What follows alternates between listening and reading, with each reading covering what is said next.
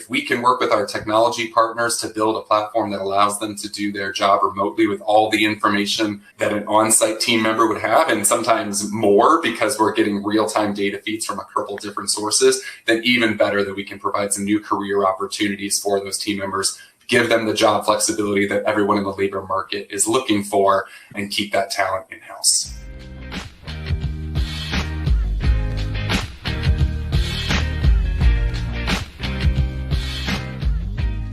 Welcome to the Student Housing Insight Podcast, where we are putting you in touch with the people that bring student housing to life. I'm your host, Wesley Dees. And joining me is a co-host that we haven't heard from in a while, Willie. What's going on, Wes? Happy to be here. I know it's the first time here in 2023 and honestly entirely long overdue, but excited to have this conversation. Excited. And of course, Willie Butler with Empower Property Management. For those that don't know what Empower Property Management Consulting is, give us a little bit of background. In the short version of it, we're the number one nationwide leasing firm in the student housing industry with the sole purpose of increasing real estate investors' revenue by multiplying their leasing velocity, right? So through three major P's, through practice, people, in perpetuity. Really diving into the things on the ground with empirical data, rolling our sleeves up, strapping our boots on and going out and doing the leasing, multiplying leasing velocity, and then being able to create a story to tell about it, right? But on the people side of it, empowering people. So we're not only signing leases, we're empowering the teams on the ground to be able to do it long after we're done and create a legacy. So it's not just in that moment. We never have to get a phone call from that property again, right? We want to continue to pour into them and create that legacy. And that's where the perpetuity comes in. Yeah, well, it's been fantastic. Not only are you a co-host here, but I've also had Empower at a couple of properties, and you guys have done a fantastic job. And I appreciate that. I've seen all of that strategy come together, and how well you guys do, and just excited in what you and Victoria have been able to put together. And then this year, it's been one of those years where everybody's doing really, really well. Development is kind of, it's a little low key this year because of things that got delayed over COVID. I know you guys are looking for more opportunities. And what I really like about what you're doing is you're kind of taking that slow time that you've got right now of empowering other people, like you said. And one of the main reasons I wanted to get you on here to talk this week is you've started something on LinkedIn, kind of a daily motivational thing that I think folks really, especially site level folks, really need to plug into, because we're coming off of this holiday coma or whatever. Everybody, for the most part, I'm not saying everybody's in a great leasing situation, but for the most part, especially in the tier 1 schools, everybody's done really well over the fall. And there seems to be a little bit of mentality of, okay, what am I supposed to be doing right now? Because we're 20 points, ahead of where we were this time last year. People just seem to come in the door. We don't really have to go out and market. But you're putting out some things that I think are really, at least for me, when I heard it earlier this week, there were a couple of things that were like, oh yeah, that's something I need to be focused on right now. I need to have my teams focused on right now. So tell us a little bit about what you're doing with LinkedIn. First things first, I'll say to everybody who's doing well, as far as like leasing goes this year, congratulations, continue to crush it. Wildly happy for everybody, and all the numbers I'm already seeing 100% across LinkedIn. I mean, it's at a faster rate than, honestly, I've ever seen it. So, big kudos to everybody who's out there crushing it on the leasing side. Bittersweet, because I need you to need me, right? Like, stop crushing it, right? Like, stop leasing so well. No, I'm happy for everybody. It shows, just development and growth in the industry. And something is working right now. Whether, I don't know, there's a lot of different variables there, but it's exciting to see. But even though you may be crushing it on the positive side year over year, or you're seeing faster leasing numbers, whether it's just market wide or you in particular, you guys are doing well. It's really important that we don't get comfortable, right? I mean, a lot of the times it's small successes that are our biggest setback, right? Yeah. We get comfortable with like little wins. The fact that we're 10% year over year, right? Or, 5% year over year. So we start getting comfortable and complacent. Or some of those people who aren't necessarily there and they're not necessarily leasing at the pace that they want to. Regardless, until we cross the finish line, it's important to always stay the course, right? Always keep an eye on what that end goal was, right? What was the reason why we started in the first place? What was my goal? And if the goal is not realistic, if it's not attainable, take a second look at what those goals actually are. Redefine your activities. What are we doing to actually accomplish those goals? So more than anything on LinkedIn right now, really just want to put out content to remind people that January 1st is not the only time for you to make New Year's resolutions or set goals for yourself, whether that's personal or in your leasing efforts, or maybe it's not leasing, maybe it's operational, whatever the case may be. This is something that we need to be doing on a consistent basis because, statistically, 25% of people have already quit on those New Year's resolutions that they set January 1st within the first week. 90% of people don't necessarily see their resolutions come to succession throughout the course of the year. So, right, we're at that point where people are starting to decline in all that motivation and all that momentum. So more than anything on LinkedIn, I just want to give you an extra recharge and a reminder that you still got it. And now's the time to take a second look at those goals and really go out there and crush them. Yeah. Yeah. And there's a lot of folks out there that are already 100% and they're kind of sitting back thinking, okay, what do I do now? And it's never too early to start thinking about next year. Oh, absolutely. And that was something that you said the other day that kind of, triggered some things I was thinking about and, wanted to bring you on. The other reason I wanted to bring you on is because we had a Shop Talk last week. And for those that don't know about Shop Talk, it's a monthly call that we have for the industry. SHOP stands for Student Housing Operations. So if you're involved on the operations side, you definitely need to be a part of it. If you're on the owner investor side of it, there's a lot of insight that you can gain from it. And I would highly suggest that you be a part of it. Really good conversations every single time.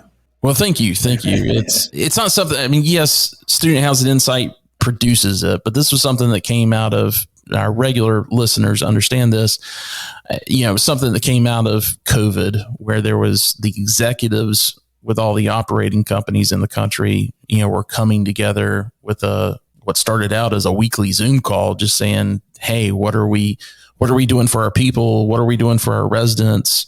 How are we going to respond to this and that? And that went on for about 2 years. And then there was this discussion that I kind of got brought into of, hey, what are we going to do with this? Are we going to continue having it? Do we need to expand the audience? What are we going to do about content? And, I said, hey, let me help out in any way we can. And so that ended up developing Shop Talk, and Shop Talk is, of course, produced by us, but it's led by a 6-member leadership committee that they're all executives within the student housing operation side of things.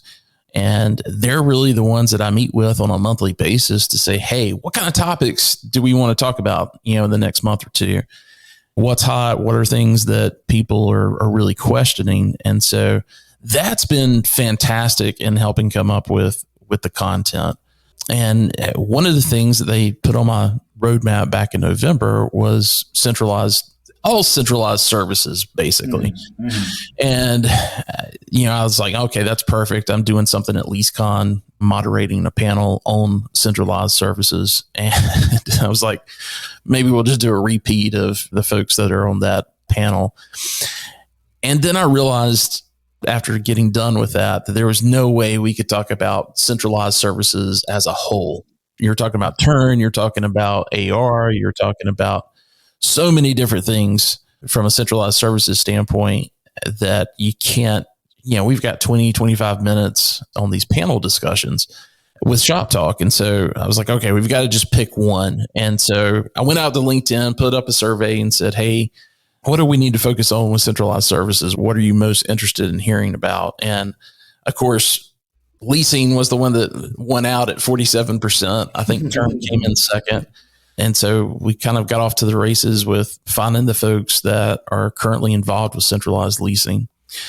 And it was fantastic. We'll play that panel discussion here in just a little bit. And let me get something straight about centralized leasing, because I've had a lot of folks come up to me and say, oh, we've done centralized leasing for years, decades, whatever. And you start finding out, okay, this is actually like a regional player. Maybe they're in one market and having 500-600 beds scattered out all over Chapel Hill, but you've got a leasing center on Franklin Street. Like, that's not centralized leasing. That's just market leasing. Yeah, absolutely. So, let me kind of set what we're talking about with centralized leasing, which is some type of, used to be a call center, but we've kind of gotten away from the call center. It's kind of scattered. It could be multiple sites, but basically a network of associates who are focused on not just setting up. It used to be several years ago, decades ago, centralized services going into a call center. The call center was basically trying to schedule an appointment. Absolutely. Well, now, because of the pandemic and how much everybody really depended on online leasing, and of course, within student housing, Gen Z is completely comfortable with that. Yeah.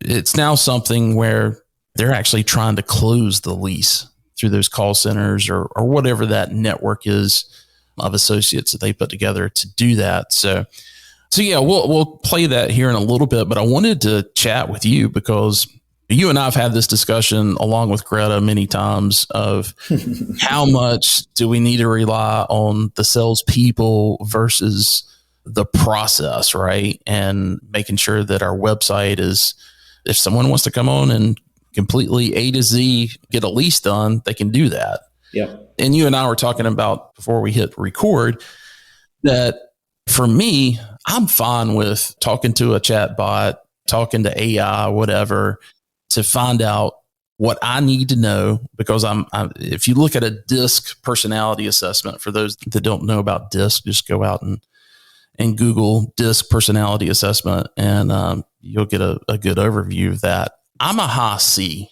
And so I want to look at everything from kind of a bottom line, here are the numbers and here are a lot of the specifics, and I can make my own decision from that.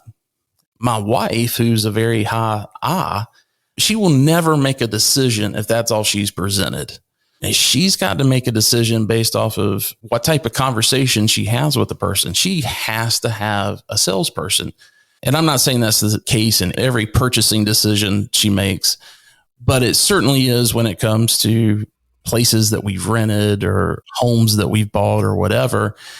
It's come down more to how she felt about the salesperson than anything else. Absolutely. And I really want to just kind of get, because you're in this every day, obviously your business is doing pre-leasing for new devs as well as other properties that may be struggling. What's your feeling on that? Well, man, you brought up conversations that we had that you and I both share with Greta, and both very passionate people with sometimes opposing views on topics. With this one in particular, right? People over a process or process over the people, right? The salespeople, that is. Yeah. It was low-key traumatizing. I'm not gonna lie, right? I always, every conference I see her, I reference the Greta Thunder, because I think I'm passionate, but she has a lot of heat behind her. No, but I still haven't wavered in my perspective, man. I still think in some degree, right? Especially with me sharing a lot of, personality traits with that of your wife, right? I'm an I as well, if we're talking about the DISC assessment, right? And I'm a firm believer that, me personally, and the approach that we take a lot is like, people don't buy products, they buy people. And a lot of times it does take that person on the other side. Now, granted, yes, we are in a generation where, everything, the gig economy has changed quite a bit. Social media has changed quite a bit. We want everything instantaneous, right? Click of a button. A lot of times we can eliminate the conversations, out of the equation. For some people that works. For me, I'm not the guy that wants to talk to the automated response. Just click to, take care of everything on the phone, right? I want to speak to the sales representative. Amazon is already hard enough for me, right? I'm happy that I can just click away, but man, sometimes I want to know your opinion on something, right? I'm, again, kind of what we talked about before. Even if I know exactly what I'm going to order on a menu, right? Like at a restaurant, I know it. I've been looking at it. I've been studying it because I know it's date night, right? I know what I'm going to order off that menu. I'll still go. And when the waiter comes around, I'm going to ask their opinion, not because I value their opinion more than my judgment, but a lot of the times if I'm interested in a product, I'm more so looking for, and people are more so looking for justification that they're on the right track. Am I moving in the right direction? Is it okay for me to be interested in this product, right? And I mean, that goes a long way. So I believe that the human is still absolutely necessary to be in this process, especially when somebody's trying to buy a home, right? This isn't just, something you're going to pick up from the gas station. Yeah, it's not really about taking, humans out of it, because in that centralized setting, there's certainly the chances are you're going to end up talking to somebody. And don't get me wrong. I mean, you can enter that process of doing online leasing and never speak to someone, but absolutely. Everybody that's creating this, there is that option of talking to someone. So it's not taking the human out of it, but I do think it's taken, at least the way I feel like it's going is, it's taken that face-to-face, human-to-human element out of it. And again, for me, like, I'm fine not dealing with talking with anybody. But, for other folks, that's just not the case. And, absolutely. It's not long gone, Wes. Well, and I think, the main reason I wanted to kind of talk with you about it is I asked some of these panelists in our pre-call that we had about, do you think this is the way it's going? Like, this is just the way that we're going to lease moving forward? Or is this kind of an overlay to what we already have in place? Or maybe we're able to reduce, if we've got a staff of 4 full-time leasing agents, maybe we can drop down to 2 or something like that. And, the response was, for now, it's an overlay because we're still trying to figure everything out. But a couple of them said, no, this is where we want to go. I think it's really great. On this panel, you'll hear from Kailey Poore with Vie Management, and they actually rolled out their centralized leasing prior to the pandemic in January of 2020. So before everything went on lockdown, which was great timing. And they've got everything in place from, the self-guided tours. They've built their own app for that. It's really, really amazing what they've been able to put together, and they've got really good results from it. Absolutely. Dealing with a portfolio their size, that I feel like they've really done it perfectly. Then on the other end, we've got Kosior from Cardinal, where they have Jacob joined them back over the summer, and he's leading up all centralized services. And right now they've just put centralized leasing out to 11 different properties, some student, some conventional. And like everything Cardinal does, it will be very much a kind of a graduated rollout, and they'll figure out what the problems are and get them fixed. But they are, compared to the other folks on our panel, deploying a good amount of AI. 85% of that process is being taken care of by the AI and the other technology they're deploying. My wife would get lost in that. I'm being honest. She would just end up getting lost in it. Selfishly, I was really invested in this because, again, I'm very much like your wife. And because of that, right, like us and Lease Magnets, we actually teamed up to create a centralized leasing platform as well, right? Gotcha. Where basically the same thing that you're saying, right? We don't want to eliminate like the human face-to-face contact out of it, right? I mean, Wayne Gretzky said it best. When asked why is he so good at what he does, he was like, I skate to where the puck is going, right? Not to where it's already been. If this is where the puck is going, we want to get in front of it. We want to make sure that this is a service that we could provide as well. But to your point, catering to all of those different personality types. If you're the one that just wants to click through and just handle the lease on your own, absolutely do it. But sometimes that face-to-face component is necessary. Us and Lease Magnets, we're teaming up, and look, 2023 is going to be huge when it comes down to this whole centralized leasing thing. So when I tuned in, I was kind of listening with a blank ear, like, hey, I want to hear everybody's perspective. Sounds like an announcement you just made there, Willie. I did. Look, shameless plug. I had to put that in there a little bit because I mean, when we're talking about it, right? I mean, naturally, that's where I'm at, right? Like, and the service is going to be fantastic simply because from 8 a.m. to 11 p.m., people are going to be able to receive leasing service from people in the industry that are experts in generating leads. And then, if I do say so myself, right, non-biased opinion, some of the best at closing the leads in the student housing industry, right, from tried and true tactics. But these guys are always going to be there in front of people, again, from a lot of the waking hours where leasing is being done, from a centralized and an in-person position. Yeah. So, I mean, when you said, is this the way that it's going? Or, is this kind of just like a phase, right? A layover? I don't think it's an or conversation. I think it's an and conversation. Yeah, I don't think we do away with the people on the ground, but maybe have an additional added support from a centralized location if we're training our people the right way to do the right things, right? Because some people are just going to want to walk in and take tours. We can't do away with our ability to showcase the property the right way. But, centralized leasing is absolutely, that's a conversation. And at LeaseCon, when you hosted that panel, everyone was in there. Everybody wanted to hear about it because I think people are going to start experimenting. And, I'm excited that, you can use us as a beta. We talked about that several months ago, that you may be looking to do a pivot like that, or, what that would look like. And so that's fantastic that you're doing that. Excited about the partnership with Lease Magnets on that. And for those that don't know about Lease Magnets, they've created this little widget that you're able to put on your website to do a virtual tour. I'm pretty sure the website's leasemagnets.com, but we'll put it in the show notes. But yeah, no, I think that makes a lot of sense from your standpoint too, because I could see where not every company out there is able to do what Cardinal's able to do. Vie is a small company, but they were able to put something together. And from the way that Kailey explains it, they're also using folks that are at different sites. Absolutely. To handle that overflow and everything. And so, but there's a lot of companies out there that are not going to be able to roll that out internally, but they could come in and add you guys as that overlay. Man, they're getting fantastic sales agents if they do that. Absolutely. So, I know how you train your people, and that's why I've used you so much, because they all get it. They are the personality type that reflects you, and that's what is so key on having that type of person on the ground or in a call center. I can see that too. Well, that's good news. Glad to hear that. Absolutely.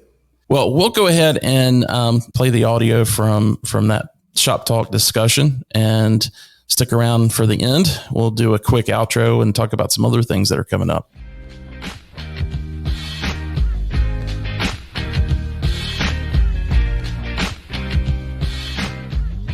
Well, guys, the folks with our leadership committee for Shop Talk had kind of tasked me back in November when we met about some topics they wanted to talk about, and one of them was around centralization.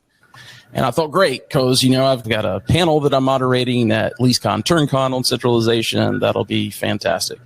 And the one thing I came away from after moderating that panel is there's no way we could talk about everything in a 25-minute segment as it relates to centralization. So I did put out this LinkedIn poll and asked everyone, hey, what's the one you want to hear most about? And of course, leasing won with 47%. And so I was able to work on getting a great panel together, and I want to have them introduce themselves. Also, again, just to remind everybody, love for you to ask your questions. Make sure you put them in the Q&A. And also, if you want to request to speak and come onto the stage, you can do that as well. But Jacob, if you'll start with you, and I'd like for each of you to kind of just give us a brief overview of where each of your firms are at with centralized leasing. Yeah, happy to kick us off here. So I'm Jacob Kosior. I'm the Vice President of Centralized Services at Cardinal Group Companies. For those of you who don't know Cardinal, we're the third largest student housing manager, second largest in the third party space. But like a lot of others in our space too, we are not just student housing. We're also in conventional housing and have a pretty sizable affordable housing portfolio as well. And I note those because when we're thinking about centralized leasing, we're not thinking specific to student housing. I'm a big advocate for you can't do centralization without standardization. So we're looking across all of those asset types to say, how can we deliver a consistent customer journey regardless of the asset type, regardless of the asset class, to help differentiate Cardinal in this space. And as we'll get into a little bit in this conversation, centralized leasing is just one of a couple different things we're approaching with Cardinal's structure on centralized services that brought my role to fruition. I'm very happy to be part of the Cardinal team now.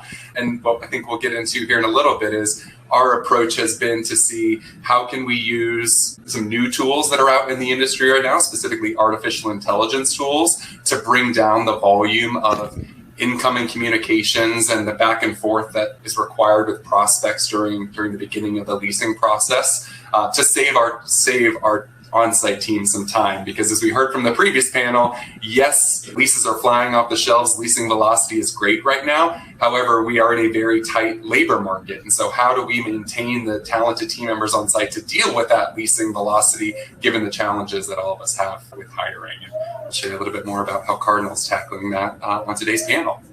Great. Kailey? Hello, everyone. My name is Kailey Poore, and I am the Acquisition and Market Analyst for Vie Management.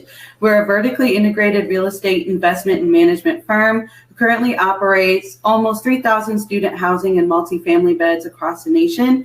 I've been in the student housing space for about 6 years, and Vie Management has managed over 40,000 beds in its 20-year tenure. Our company's approach to centralization has been years in the making and is heavily influenced by two factors. The first being our people, who not only have extensive experience in the hospitality and student housing industries, but are entrepreneurial in spirit, and our guests and residents who are digital natives and innovators. With these two factors, we started our centralization model by consolidating our phone system to a cloud-based platform. We rolled out our in-house self-guided touring app for show, and we also utilize performance analytics on Entrata to assess and train our brand ambassadors and remote teams so they can continue to excel in their sales processes. So following our core values of value creation, integrity, entrepreneurial spirit, and enthusiasm, we wanted to create a model that combines both innovative technology with our passionate people to offer the most customized yet user-friendly approach to the entire lead-to-lease cycle. Yeah, I'm excited to talk to you guys about it because you guys have rolled it out 100% across the portfolio, and it was something that happened pre-pandemic for you guys. Mm-hmm. Good timing, by the way. Ken, let's go to you next. Sure. So, my name's Ken Fox. I'm the leasing and operations specialist for Varsity Campus. I've been with Varsity Campus going on 5 years now, and we are pretty much solely student housing. We manage over 6,500 student housing beds, which is greatly increased since the 1,000 beds when I first joined the company. And we are in the process of and I'm spearheading the development of our centralized leasing service. And that's something that, this year we're really trying to gather data and enter some markets that we know need help. And we know, the centralization of leasing could really support those individual properties. So gathering data this year and really looking to do a complete rollout or a larger rollout for this upcoming leasing season for next year. Great. And let me kind of start off by telling a little bit of a story when it comes to me and centralized leasing. Back in fall of 2018, I made a trip to the UK to meet with some operators that are there, and some PBSA operators there, and kind of just shadow them, talk to them a little bit about how they're operating, and kind of get a sense for how things were being done there. My biggest takeaway was centralized leasing and how they approach it. It's very much like scattered site operators do, here in the States, where you've got everything's happening at a central location. If you go on site, you're not going to see a lot of staff. You may see a den mother type figure versus having a leasing manager there and a leasing staff and general manager, and that you just don't see it there, especially in London and some of the more metropolitan areas and those campuses. So I was amazed at how just efficient everything was. I was also amazed that the students actually were completely fine with it.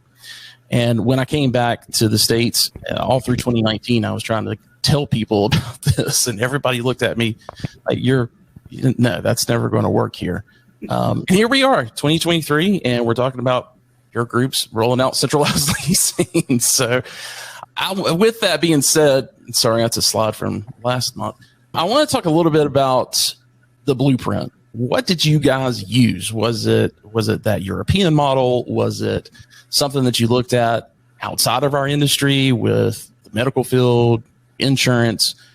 What was it for you guys that you looked to try to figure this out? As I stated, our company has a large number of senior leaders and team members who have extensive experience in the hospitality and student housing industries. But what really helped is the insights from our team members who had that hospitality experience to help pave the way as to how we lease, facilitate, and market our destination communities. The hospitality industry is known for having a highly competitive nature and having to adapt quickly to the new technology that's out there, which is integral to streamlining their processes, reducing costs, lowering staff workloads, improving the customer experience, and increase revenue and generation potential. So that's where we took those ideas of how those big hotel chains manage their sales, manage their bookings, and we've been able to successfully translate that into the student housing space. Yeah, and from our perspective, I think everything that Kailey said is all relevant, and we just took, this is something that we've been talking about for a couple of years at this point now, and I think COVID was really that driving force behind us, making the change, and also, it comes from what our prospects are saying and what our residents are saying, and we really feel like we can have a centralized team that has a consistent message and a very professional message to all of our prospects. And that's just going to help us in the future, just as we onboard new properties or as site teams turn over, which is something, unfortunately, after COVID, we've seen a lot of site team turnover and a tougher time really getting qualified members on the site team, especially in maybe tertiary markets like Oswego, New York, where it's you could have some really great students in that industry or in that market, and really great students who want to continue with leasing, but they don't want to be in Oswego, New York for the rest of their life. So that's something that we're really finding as one of the major benefits as far as the centralization goes. Jacob, you guys have got a whole blueprint for several things on the centralized side, but let's just talk about leasing. What have you used to put that together? Yeah, just leasing. Well, since we were trying to tackle a holistic view of how can we centralize not just leasing but operations, our process started with engaging an outside consulting company to look at our existing operating model and really just kind of give us a roadmap to say, if this is where we want to get with centralized leasing, what's it going to take from a technology partner standpoint, from a personnel standpoint, what's the financial investment going to be like to get there? And once we had that wrapped up, we went into demo mode. I think all of us on this call and on this panel, we probably get those emails from vendors all the time. We just opened ourselves up to talk to anyone who is in the space about providing leasing services and to build a deck that we thought would be uniquely Cardinal. And I think that's what a lot of companies, like we're talking about today, will start pursuing is what works with their operating system, what works with their asset classes. So our blueprint was saying, we'll talk to anybody. We knew that AI was going to be the first thing that we targeted. So we had conversations with every AI provider, not just in the multifamily housing space, but even those who were in adjacent spaces. And we came up with a technology stack that some of them are multifamily specific, others work in multifamily and other spaces. So we were able to find things along the way just about general consumer behavior trends that we think are going to benefit our leasing efforts long term. Things like one of the AI tools we use is also in the healthcare space. They came to us and said, your current process of saying, when can you come in and tour, is counter to consumer behavior. Because when you're calling to make a doctor's appointment, when you're calling to make a haircut, or you're calling to get my car's in the shop getting, an oil change right now, they don't say, when can you come in? It's you can come in Thursday at 8 a.m. or we've got Friday at 2 p.m. So what we heard from these AI tools was consumer behavior is limit options. Usually best case is 2 different options. That also creates a sense of urgency. So those prospects feel like, oh, I'm locked in for Thursday at 2 o'clock. There's limited availability here. I'm more likely to show up as a result of it. So having those conversations around building out our blueprint also helped to make sure that the centralized leasing model that we were building, we're meeting the changes in consumer behavior that we're seeing. Great. So Kenny, I want to ask you, because you guys launched this kind of back in June, and you guys are pretty strategic in the group of properties that you guys launched it on. Just answer that question for me. What should an operator look to when they're choosing their beta properties that they want to launch this on? Any insight? Yeah. So for us, it was really looking at previous leasing performance, seeing whether they were successful or whether they needed extra help, especially considering the data that we have from the increase in leads that we're getting. If they were struggling with leasing, then we really needed to look at that from a top-down perspective and see why that was. Also, at all of the sites that we currently are focusing on the centralization of leasing, they all already had a decreased amount of staff or a lower staff than we would have budgeted for or hoped for, with trouble kind of filling those vacancies or filling those spots on the on-site team. We, instead of filling those on the on-site team, we hired, for example, one leasing manager or one centralized leasing manager who can then manage the lease up of 600 to 800 beds and create that sort of consistent professional message through everyone that they talk with. And we still have on-site teams that are giving tours, that are really focusing on resident retention and resident satisfaction. I think that's another really important part about what we're doing is we really wanted to take the sales pressure and really the time it takes to be fully involved in sales and that sales responsibility off of the site team and take that responsibility onto a corporate level where we have someone who's been in the industry for 5-6 years and specifically through leasing. And instead of having them maybe continue from a leasing professional to a leasing manager to a AGM or a GM, which is a totally different position, really use their expertise in leasing, bring them onto a centralized program and allow them to do their work for 600, 800 beds. And we've really seen the benefit of that. And I know we were talking a little bit before about this, but I was a community assistant when I first joined student housing. And I think a lot of us kind of come from that same place. And that was traditionally, the sales responsibility. A lot of it was on the community assistant. But we're finding that people trust us just as much if they never see us face to face. We were the only ones that could get into the dorms and put the flyers under them. That's very true, right? But we have so many different ways of reaching students, and they don't require going on campus and doing all of that through social media and so many different ways. But we're finding that they're trusting us just as much, if not more, from a centralized perspective. And, we're always, hey, this is Kenny. Hey, this is Ashley. So we're always putting our name out there and making sure they know who they're talking to and really put a name to who they're speaking with, even if it's just over text message. So, yeah, those are some of the ways that we selected properties. Also, just properties that might be in, like I said before, tertiary markets where we want to keep very talented staff and we want to select that staff and we want to keep them in the company, but they don't have to feel like they're stuck in such a rigid, leasing manager to assistant general manager to general manager. Instead, now they have a different kind of path forward to stay with the company. Yeah. So I want to talk next about tech stack. And I think we've got a question here also from Matt Johnson along the same lines. But I wanted to pose this question to you, Jacob, because you guys have obviously invested a lot of time and money into it. What does that tech stack look like for you guys? We have the added challenge of, because of our verticals and because we're both an owner operator and third-party client, we are on Entrata, we are on Yardi, we are on OneSite, we are on Knock.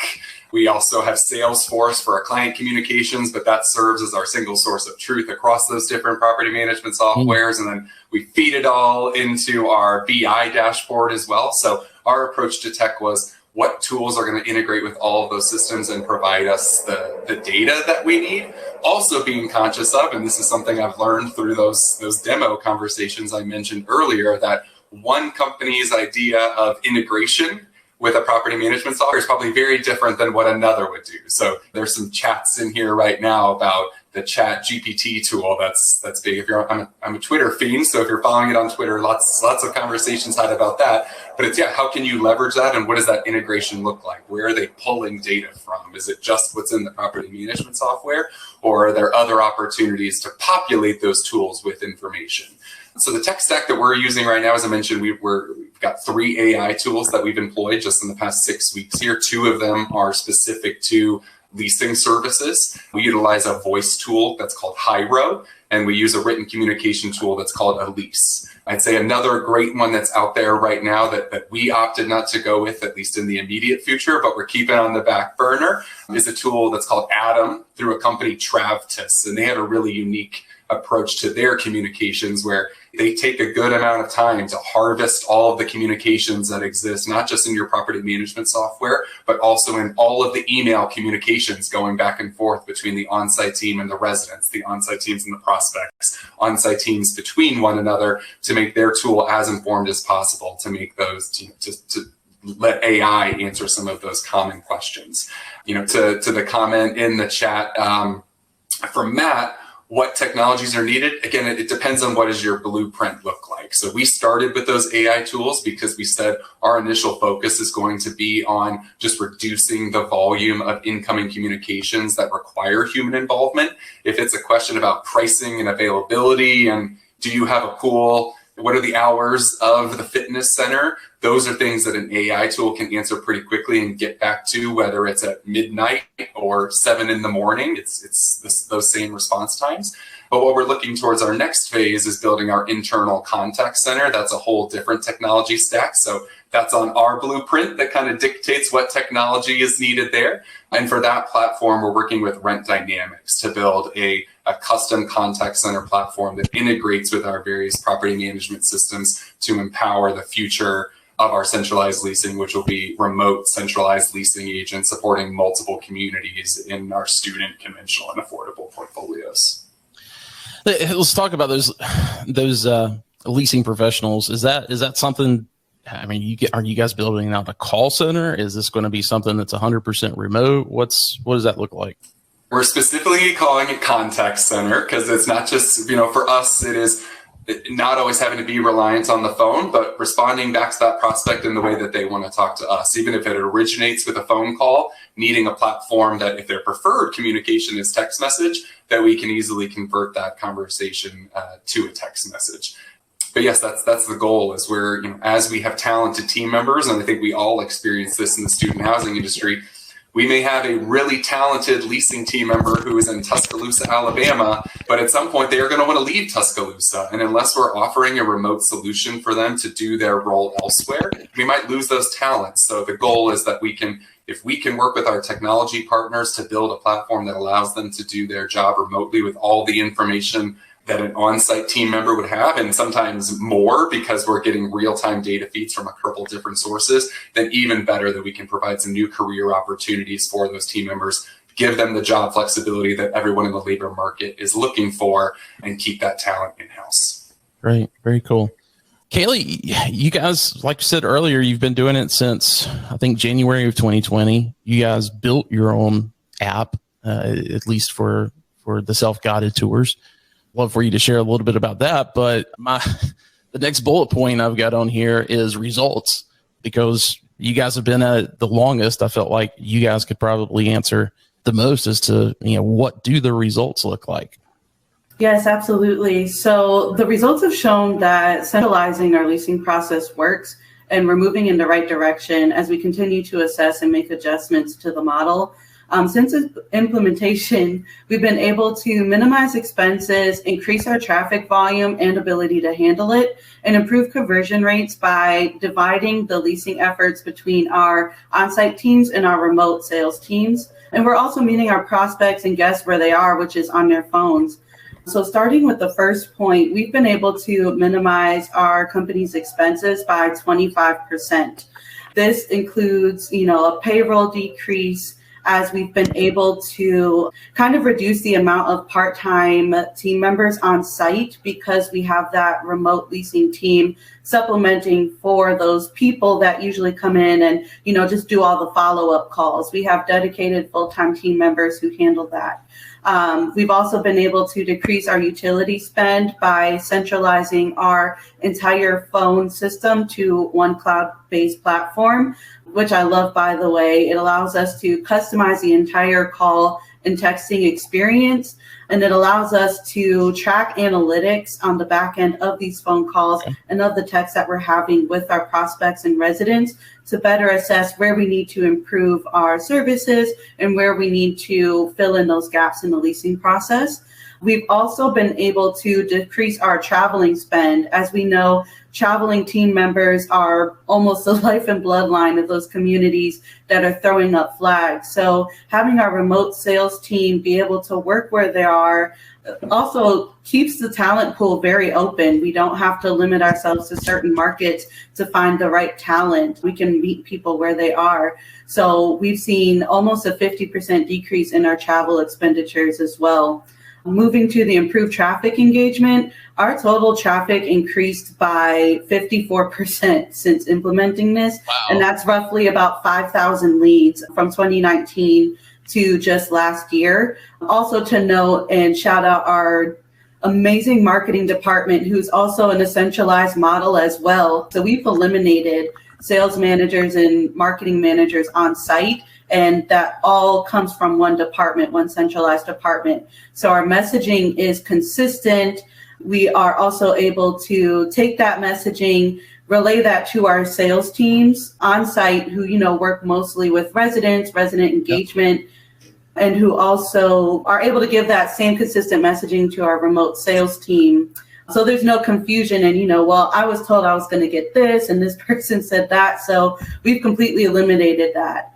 And what also really impressed me was, going back to Jacob's point, the amount of people who are more comfortable texting and behind their phones. We've seen our traffic increase within incoming text messages. That's increased by 600%. So to kind of put some context there, in 2019, throughout the entire year, we had about 1,300 incoming text messages. In 2022, we've had 9,200 text messages, incoming text messages. But the kicker is our phone calls only increased by about 500. So 500 phone calls. So in 2019, we had about 5,400 incoming phone calls. In 2022, we had 5,900. So being able to enact a cloud-based phone system that allows us to throw people in whatever department or community they need, allows the remote sales team to access text messages from all the communities they're working with. We're able to meet people where they are when they need those questions answered. And that has also helped us translate our touring conversions to increase by about 5%. We already had a large touring conversion just because of our, again, super talented on-site teams. But using For Show, which is our self-guided touring app that we've built in-house, this app has significantly increased our tour conversions, where 8 times out of 10, the prospect has signed a lease after taking a self-guided tour. And on top of that, we've just seen leasing performance improve overall, which I know we all as an industry have seen this improve in light of recent events, but our pre-leasing velocity has grown 70% since implementing our centralization model, essentially meaning that we're 15% ahead of where we were in 2019 and about 10% ahead of where we were in 2021. Also wanting to add to that, as I mentioned, we separate leasing. So our remote sales team focuses on lead follow-ups, new leasing efforts, and our on-site teams focus on resident engagement and renewal leasing. Because we've been able to take the follow-up, busy day-to-day tasks from the on-site teams, those teams are now able to focus 110% on giving residents the best experience. And because of this, we've seen our renewal percentages grow about 42%, meaning in 2019, we were about 38% renewed as a firm. Just last month, so end of 2022, we were 54% renewed as a firm. And that has all to do with our on-site teams being able to focus 100% on giving our residents the best experience, and our remote sales teams doing everything they can to educate new leads that we have and focusing and having that dedication and one-on-one communication with those follow-ups. So the centralization model overall has just been transformative, and we just continue to look forward to exploring different technologies that are out there to continue to improve our model. Thanks for that synopsis on the results. That was some fantastic information. And I've got another poll that I just launched there as well about self-guided tours. And I'm finished asking questions, but we've got a couple of questions here in the chat that I wanted to put out there. We'll start with Carlos's questions. What centralized expenses are passed through to the properties? With us, essentially what we pass through to the properties are the phone bills. So the same bills that they had before. So, whatever their phone spend was for the office phones, we've essentially put that into the cloud-based system we have now, and those costs go back. So that's where we've seen that reduction in utility spend on sites. But that's about it. I mean, that's really the only implementation we've done so far. For Show, of course, was built in-house that all of our communities access and is available for other companies and communities who want to explore that option. That's available as well. And then we use Entrata for everything. So really the biggest reduction in spend was our phone bill. Gotcha. This question from Neely. And Neely, my screen's so far away, I can't see your last name. I know it starts with an L though. I believe the question says, how are you touring units in your centralized models? You touched on this a little bit already. You obviously have that self-guided tour in place, which is kind of key if you're really trying to centralize. But I think Kailey hit on it as well, in that what the centralized and how we're kind of communicating this internally is a lot of our centralization efforts are thinking like top funnel of the sales efforts. It's working back and forth with those prospects to give some time back to the on-site teams so that they can give a better tour experience. They're not feeling like, oh, I've got to cut this tour short because the phone is ringing and my dashboard is all cleared up and I have to generate that lease at the end of the day. If we can start incrementally taking some of those responsibilities off of their plate through the use of centralized leasing team members or AI tools or process improvements for efficiency gains, that gets time back to our on-site leasing team members to give a better quality tour without feeling like they're pulled in too many different directions. So whether it's self-guided or on-site, hopefully there's benefits on however that prospect wants to tour the community. Gotcha. Jake, we've got another question I think is for you. It's from Willie Butler with Empower Property Management Consultants. How much of the centralized leasing process is handled by AI or automation versus handled by your remote agents?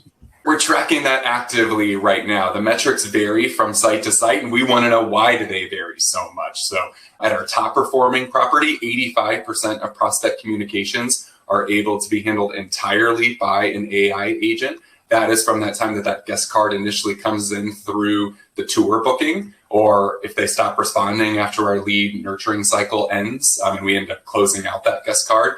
85% is tops. We have other communities that are at 65, 70%, with the balance being questions that have to be handed over to a human agent to take over. Now, we know we're never going to get to 100, because if somebody's asking about, hey, Ken signed a lease and I want to live with Ken, the AI agent's not going to know, okay, well, we're planning on putting Ken in unit 101, bedroom A. We'll see if, bedrooms B, C, and D are available to put you in there. That's where we're going to have to tap that, our human expertise on site.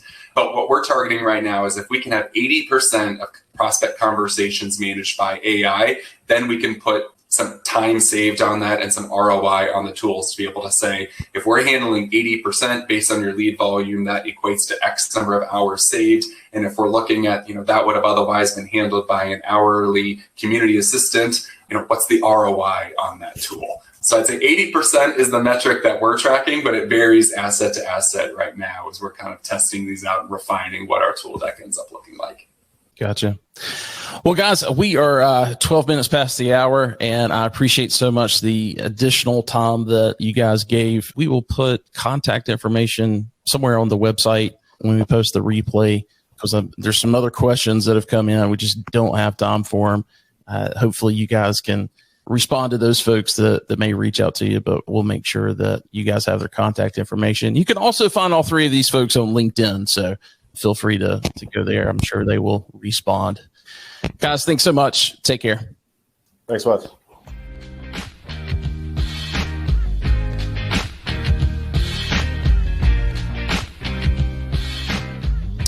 Well, there you have it. As you can tell, it was there was a lot there to talk about, and I think we only touched the surface. So we'll probably end up having a couple more discussions on the podcast, or maybe another webinar on certainly on centralized services. But again, this leasing topic is one that there's a lot of discussion around it. So, well, Willie, what are you going to be up to the next month or so? Well, we got IMN. We're probably at IMN currently as you're listening to this. So feel free to swing by, come meet me at the bar or somewhere around the area, right? Let's have a conversation. We'd love to talk shop, pun intended.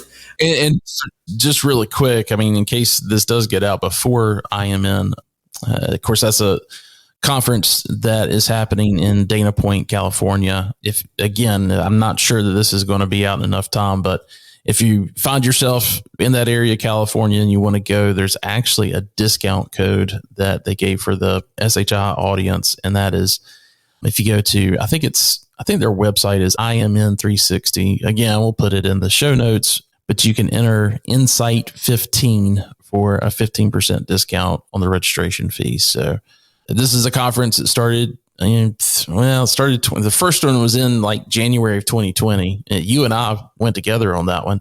Absolutely. And it's growing.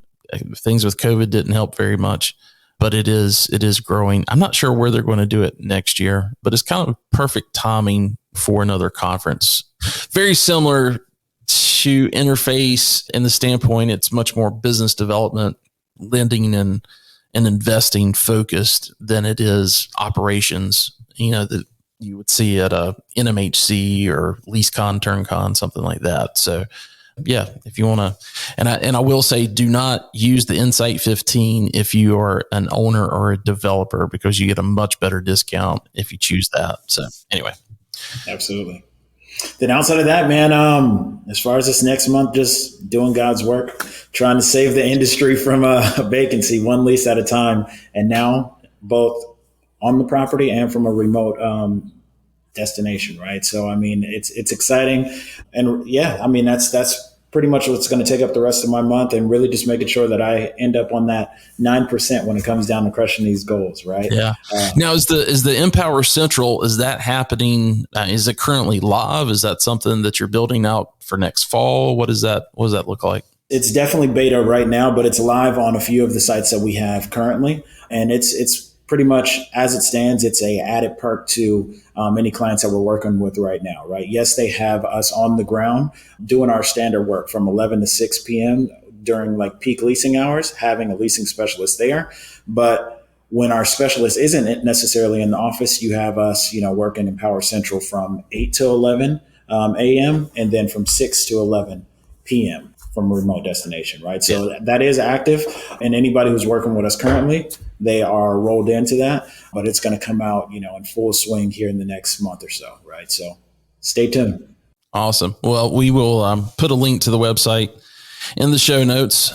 We've also got another Shop Talk that is coming up in February. If you're listening to this before February 9th, or if you're listening to it after February 9th, we always post everything both to our YouTube channel as well as to the website for Shop Talk, and that's shoptalk.info. You can go there and register to receive email updates and calendar invites. But we've got a couple of things that we're focusing on in February. DEI is a big conversation that we're having, and some other things around HBCUs that we're going to be talking about. And so, would love for, if you guys have not been on a Shop Talk yet, please join again at shoptalk.info. Willie, thanks so much for your time. Wes, always a pleasure. All right. Take care.